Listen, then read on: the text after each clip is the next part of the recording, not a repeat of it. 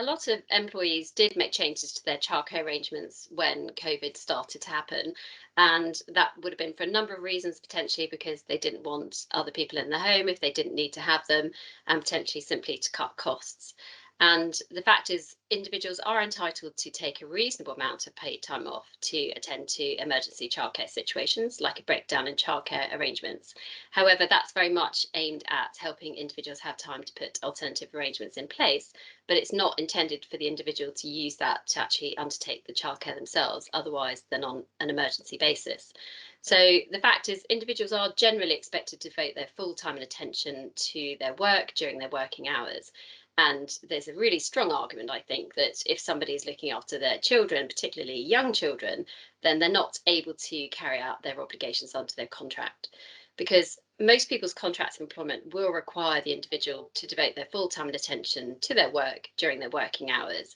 And you can see a situation where if somebody has a young child around, maybe a baby or a toddler or a primary school age child, then it's quite likely that person is going to need quite a lot of time and attention themselves during the day. And if the employee becomes distracted as a result of that, then arguably they're not devoting their full time and attention to their work.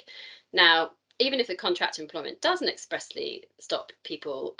but doesn't require individuals to devote their full time and attention, the fact is it's still arguably an implicit requirement in every contract that if you're engaged to work a certain number of hours a day, say between 9 to 5, Monday to Friday, that you will be working 9 to 5, Monday to Friday. And if you take on other responsibilities during that time, arguably this means that you're in breach of contract and your employer could take action against you for doing that. So the issue is, I guess, is more particular, as I said, if you've got younger children around, but essentially you should be devoting a full time and attention to your work. And working from home is very much a privilege. And if an employer discovers that an individual isn't able to devote their full time and attention to their work during their working hours, then the employer is entitled to do something about it. So if an employer discovers an employee does not have childcare, the employer is actually entitled to ask the individual what arrangements they're putting in place. So if you've got young children popping up on Zoom calls and the like, then there's a good chance your employer might ask you about it. And it's reasonable, arguably, that an employer can do so, as I said, given the risks that you're not complying with your contract of employment.